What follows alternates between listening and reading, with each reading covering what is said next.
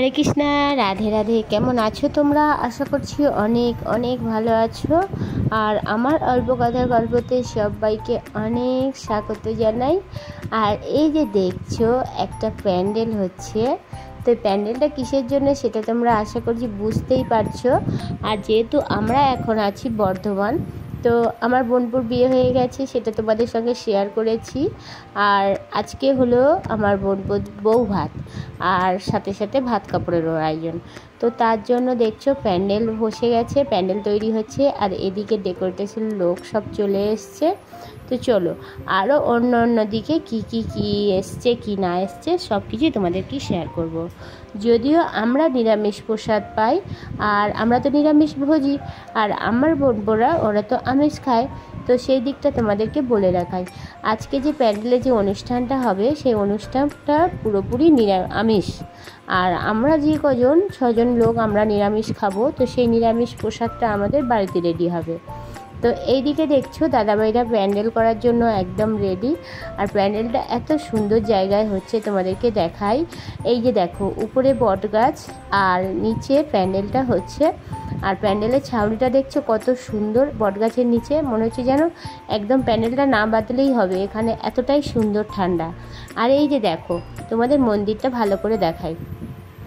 এই মন্দিরে কিন্তু আমার বোনপোর বিয়ে হয়েছিল। তো মন্দিরটা কত সুন্দর করে সাজানো, তাই না?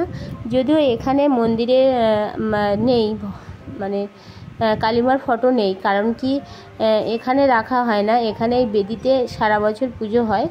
আর একবারই নিয়ে আসা হয় মা কালীকে, নিয়ে এসে পূজা করে 3 বছর পরে বিসর্জন দেওয়া হয়।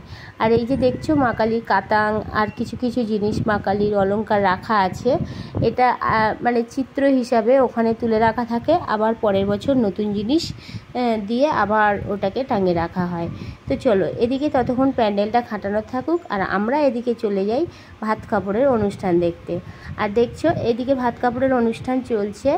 আর যদিও অনেক সকাল সকাল রান্না বসানো হয়েছে, কারণ কি বলো তো, ভাত কাপড়ের অনুষ্ঠানটা ঠিক সময়ের মধ্যে হওয়া দরকার।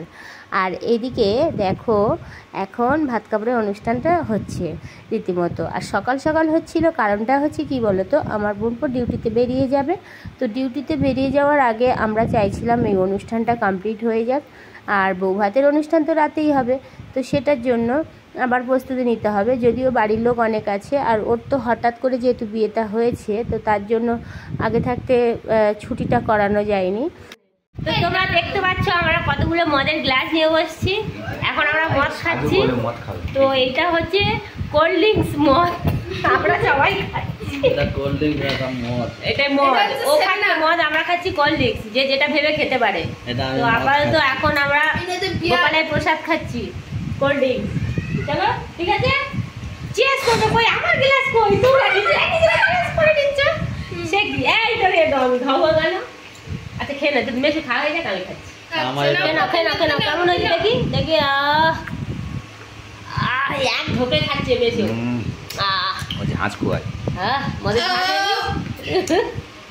দেখি তোমার কি নেশা হচ্ছে, দেখি খেয়ে করো খেয়ে করো খেয়ে করো খেয়ে কেন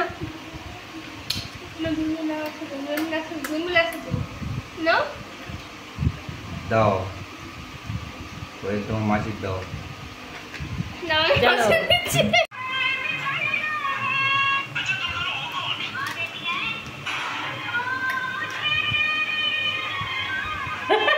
তো আমরা খাওয়া দাওয়ার পরে দেখছো একটু ডান্স করছিলাম। তবে এটা তোমাদেরকে মনে হতে পারে যে এত অন্ধকার কেন, যদিও ঘর সব বন্ধ করে দিয়েছি, দিয়ে আমরা সবাই মিলে ডান্স করছিলাম, আর সঙ্গে আমাদের নতুন বউ। আর এটা আমরা খুব মজাও নিচ্ছিলাম, কারণ কি বলতো, আমরা দিদিরা, আমার বোনপো বৌমা, আর এদের দুজনকে নিয়ে আমরা খুব মজা করছি, খুব আনন্দও করছি। আর যেহেতু ও আমাদের বাড়ির নতুন সদস্য, আর অ্যাকচুয়ালি কি বলতো, আমি নাচতে ঠিক পারি না, তো চলো ওদের সঙ্গে নাচি। ওরা বলছে মাসি তুমি যেমন পারো তেমন খুশি তুমি নাচো। তো তাদের সঙ্গে আমিও চেষ্টা করছি, কতটা কি পারলাম সেটা তোমরা কমেন্ট করে জানিও। তো চলো একটু ডান্সটা আগে সেরে নিই, তারপরে আছে রাতের অনুষ্ঠান। আজকে যেহেতু ওদের বউ ভাত, তো আমি ওদেরকে বলেছিলাম রেস্ট করো, তো ওরা তাও রেস্ট করলো না। এই যে দেখো আমরা কতজন এখানে বসে বসে ওরা নাচ দেখছে, আর সঙ্গে আমার মাও আছে, আর আমরা সবাই নাচ করছিলাম। এই যে দেখছো এদিকে রান্না বাড়া দেওয়া খাওয়া সব হচ্ছে।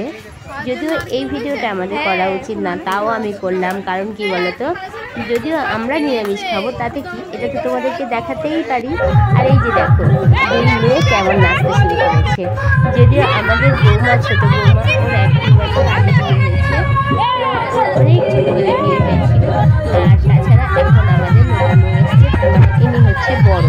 তো বড় জন আর ছোট জন মিলে খুব সুন্দর ডান্স করছিল, সেটা আমরা দেখছি হলাম।